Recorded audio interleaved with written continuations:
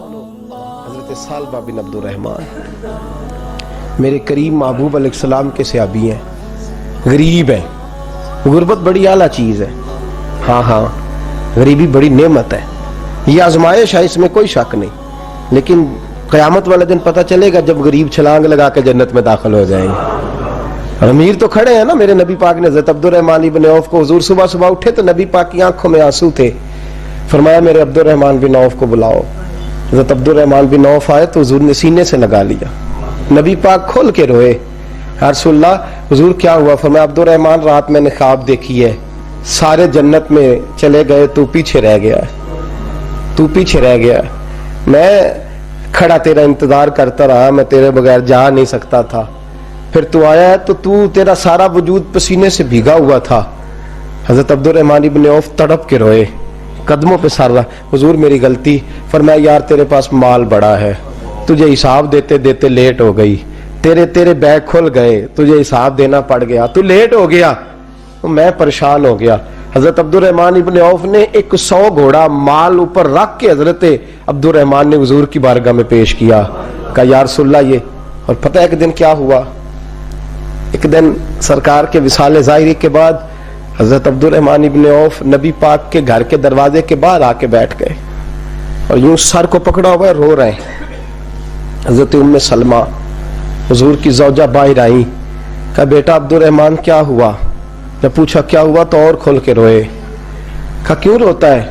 کہا اماں جی جب تک میرے محبوب حیات ظاہری میں تھے مجھے بتاتے تھے یہ مال نہ کما، یہ کم، میں حضور سے بات کرتا تھا تو حضور روک دیتے تھے، اب مجھے ظاہراً بتانے والا کوئی نہیں، مال کے ڈھیر لگ گئے ہیں، آج حساب کرنے بیٹھا ہوں تو حساب نہیں ہو رہا، سوچتا ہوں اگر میں پھنس گیا تو مجھے کون اس سے بچائے گا؟ آپ محبوب کی زوجہ ہے، میری ماں ہے، میں آپ کے پاس آیا ہوں، اماں جی مجھے بتائے میں کیا کروں؟ تو حضرت ام سلمہ بھی رو پڑی، کہنے لگے محبوب تھے، میں کہاں ان کی ترجمانی کر سکتی ہوں، میں نبی پاک کی ترجمانی کیسے کروں؟ کہا اماں جی خدا واسطے مجھے کوئی حکم دے دیں، مجھے لگتا ہے عبد الرحمن برباد ہو جائے گا، ہلاک ہو جائے گا، خدا را مجھے کچھ بتا دیں، اتنا سارا مال ہے میں کہاں اس کا حساب دوں گا، مہربانی فرمائیں، یہ تجارتیں میرے گلے پڑ رہی ہیں۔ حضرت ام سلمہ کی جب منت کی تو فرمانے لگی جا بیٹے آدھا خیرات کر دے۔ کتنا؟ 2.5% نہیں، کتنے فیصد ہے؟ 50%، 50%۔ حضرت عبد الرحمن ابن عوف گئے اور 50% خیرات کر کے کہنے لگے اماں میں نے 50% دے دیے، میں بچ جاؤں گا نا، میں بچ جاؤں گا، میں دے آیا ہوں آدھا۔ تو حضرت ام سلمہ فرمانے لگی میں نبی پاک کی بارگاہ میں سفارش کروں گی تیری، اور نبی پاک اللہ کی بارگاہ میں سفارش کرے صلی اللہ علیہ وسلم۔ حضرت سالبہ بن عبد الرحمن حضور دعا کر دیں، غریبی ہے، میرے نبی پاک نے فرمایا تجھی اس حال میں ہے بہتر ہے، کرتے حضور نہیں دعا کر دیں، فرمایا تجھی اس حال میں ہے، تیسری دفعہ پھر آ گئے، حضور نے دعا کر دی، 4 بکریاں تھیں، چند مہینے گزرے، کچھ تجارت شروع کی، چھوٹے موٹا لین دین شروع کیا تو 40 ہو گئیں، کچھ وقت اور گزرا تو ریوڑ بن گیا، پھر گائیں بھی آ گئیں، پھر اونٹ بھی آ گئے، پھر لائنیں لگ گئی، پھر ہر وقت حضور کے قریب بیٹھنے کو دل کرتا تھا، اب لین دین کے معاملات تھے، اب ذرا طبیعت تھوڑی پیچھے ہٹنے لگی، تھوڑا دل پیچھے ہٹنے لگا، پہلے 5 نمازیں مسجد میں، پھر زور اثر کی چھٹی، میری طرف دیکھو اور دیکھو میں کیا عرض کر رہا ہوں، پھر زور اثر گئی، پھر کچھ وقت گزرا تو مغرب بھی گئی، پھر اتنی بڑی حویلی کوئی نہیں، پھر باہر جا کے مدینے سے ڈیرا لگا لیا، جمعے کے جمعے آتے، زکوٰۃ کا حکم آ گیا 2 ہجری میں، حضرت ابو ہریرہ رضی اللہ تعالیٰ عنہ امیر زکوٰۃ مقرر ہوئے، 5 اونٹوں پر 1 بکری، یہ زکوٰۃ ٹھہری۔ اب جب گئے نا اونٹ گنے اور بکریاں گننے لگے، اوہو 1 کروڑ پہ 2.5 لاکھ کس نے دیا تھا؟ دعا کس نے فرمائی؟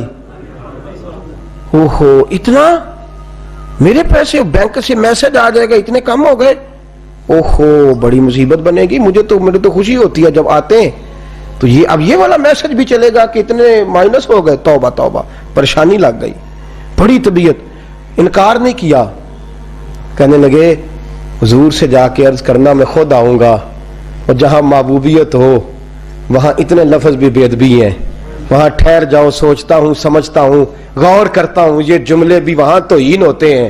محبوب ہو اور وہاں انسان سوچ سمجھ کی بات کرے. وہاں انسان, بابا بلے شاہ صاحب نے کہا, عقل آخ دی چگے نو سام کے رکھ, عشق آخ دے بال کے سیکنا چاہیے. کہا جا کے کہنا میں آؤں گا. سب کی زکات لے آئے, در رسول پہ آئے. حضور نے فرمایا پہلے سالبہ کی بات بتاؤ. پتا تھا نا پہلے سال. حضور اس نے کہا تھا میں آؤں گا. حضرت ابو ہریرہ کہتے ہیں نبی پاک نے ٹھنڈی آہ بھری, آہ ٹھنڈی. فرمایا ہلاک ہو گیا. اس کو کہا تھا نہ اس چکر میں پڑ, ہلاک ہو گیا, ہلاک. حضرت ابو ہریرہ فرماتے ہیں دو باریک باریک آنسوؤں کے قطرے بھی میں نے محبوب کی آنکھوں میں دیکھے. اپنا ہے نا تو دکھ ہوا, یار میرا اپنا تھا, ہلاک ہی ہو گیا ہے, کدھر چلا گیا ہے. ان کو بھی بعد میں خیال آیا, او ہو میں تو غریب تھا, یہ آیا کدھر سے تھا, میں تو غلامی رسول میں آتا گیا تو رب میری عزتیں بڑھاتا گیا, یہ میں کس چکر میں پڑ گیا. آئے لائنیں بکریوں کی لائے, حاضر کی. حضور وہ میں نے کہا تھا حضرت ابو ہریرہ سے میں خود آؤں گا. حضور میں خود لایا ہوں. فرمایا محبوب نے مجھے تو نہ بتا, میں تو سمجھتا ہوں, میں نے کہا تھا تو میں آ گیا ہوں. فرمایا چل اٹھا, دوڑ جا, لے جا. حضرت ابو ہریرہ فرماتے ہیں انکار محبوب نے سالبہ کو کیا, لیکن آنسو ابو بکر صدیق کے بھی نکل گئے. فرماتے ہیں درد عثمان غنی کو بھی ہونے لگا, تڑپ مولا علی بھی گئے. فرمایا جا لے جا, نہیں چاہیے تیرے پیسے. فرماتے ہیں سالبہ نے ہاتھ باندھے, کہا محبوبہ غلطی ہو گئی. حضور مجھے, فرمایا تجھے کہا نا تیرے نہیں چاہیے, نکل جا. حضرت ابو ہریرہ فرماتے ہیں جب نبی پاک نے رخ پھیرا تو صحابہ کی زبانوں پہ بھی جاری ہو گیا یہ تو ہلاک ہو گیا. کہتے ہیں مدینے میں قحط پڑ گیا. محبوب نے فرمایا بلال تو بھی آج لا. ایک خشک چھوارا حضرت بلال کا قبول ہو گیا, لیکن سال با لائنیں لگی یا مال کی. فرمایا جا لے جا, تیرا قبول نہیں ہے. فرماتے ہیں تڑپتے رہے ساری زندگی اور مال کو دیکھ دیکھ کے آہیں بھرتے رہے, لیکن کریم نے اس تجارت کو قبول.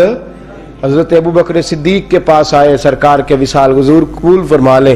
فرمایا ساری دنیا کا قبول ہے, جس کا میرے نبی نے قبول نہیں فرمایا میں کیسے قبول کر لوں. حضرت عمر فاروق کے پاس آئے, فرمایا نہ تیرا قبول نہیں. حضرت عثمان کے زمانے میں وصال ہو گیا. عزیز یاد رکھ, تجارت وہ والی کر جو تجھے نجات دے, اس چکر میں نہ پڑ جا جو تجھے الجھا دے. قرآن مجید کی آیت آئی اقترب للناس حسابہم وہم فی غفلۃ معرضون.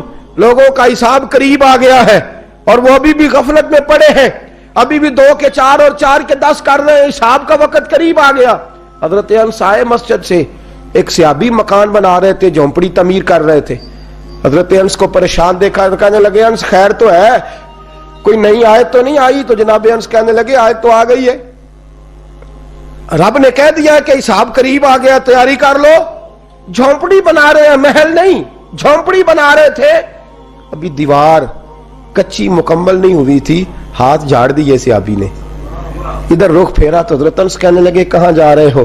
کہنے لگے بھائی میں حساب نہیں دے سکتا, میں مصطفیٰ کے پاس جا رہا ہوں, میں نے نہیں دیوار بنانی, بس بھائی میری اس دور سے بس, میں کوئی نہیں حساب دے سکتا, میں کمزور ہوں. میرے رسول کائنات صلی اللہ تعالی علیہ وسلم نے, میرے دوستو تجارت کرو لیکن اس کو عبادت سمجھ کے کرو. اگر تمہیں چوک وہاں دکان پہ بیٹھے خدا بھول جاتا ہے اور سودا کرتے وقت رب رسول کی باتیں تمہیں بھول جاتی ہیں, تو پھر تو تم وہاں تم موردون میں ہو, پھر تو تم غافل ہو.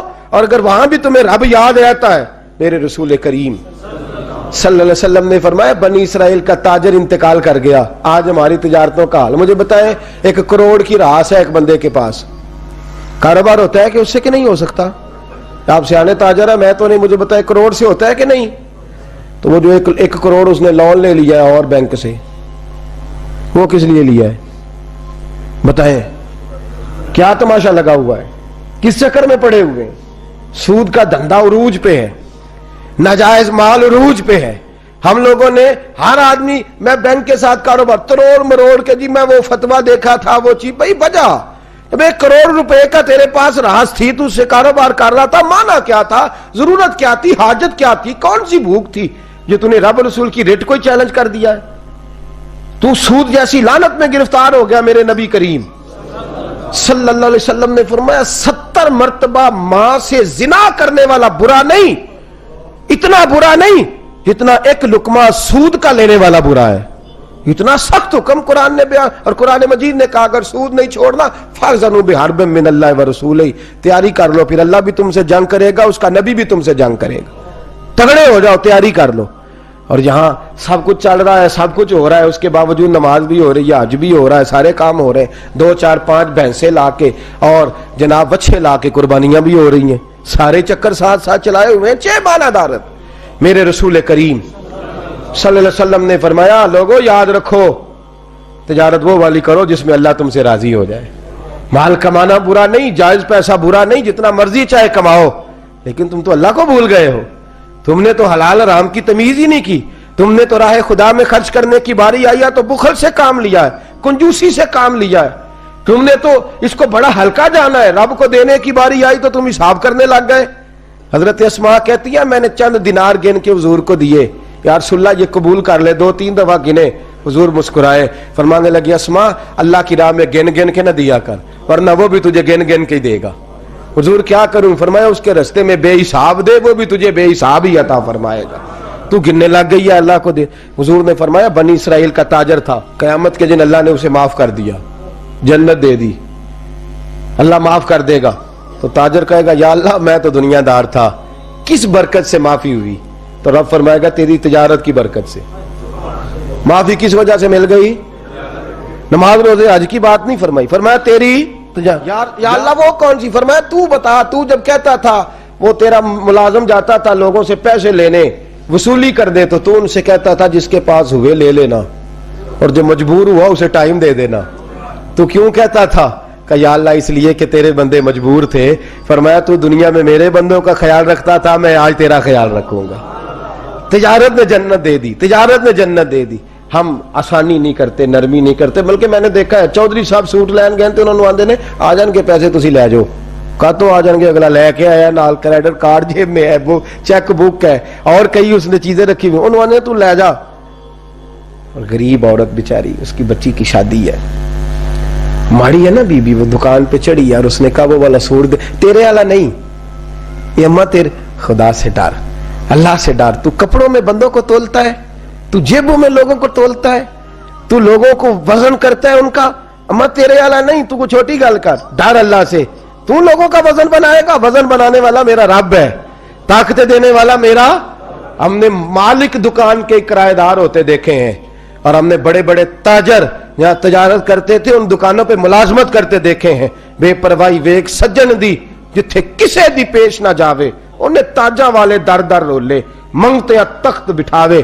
اپنی زندگی میں تجارت کا اس رنگ کی کہ تجارت تجھے جنت کے اندر داخل کر دے۔ یہ چند آداب تجارت ہے۔ آئندہ جمعہ میں بیان کروں گا کہ والدین انتقال کر دیں تو کون کون سے حقوق اولاد کی ذمہ داری ہوتے ہیں، وہ کچھ حقوق میرے اعلیٰ حضرت نے بیان فرمایا۔ میری خواہش ہے کہ آپ سارے جلدی آ جائیں، اور بالخصوص جن کے والدین ظاہری طور پہ اس دنیا سے چلے گئے وہ ذرا زیادہ ہی جلدی آ جائیں۔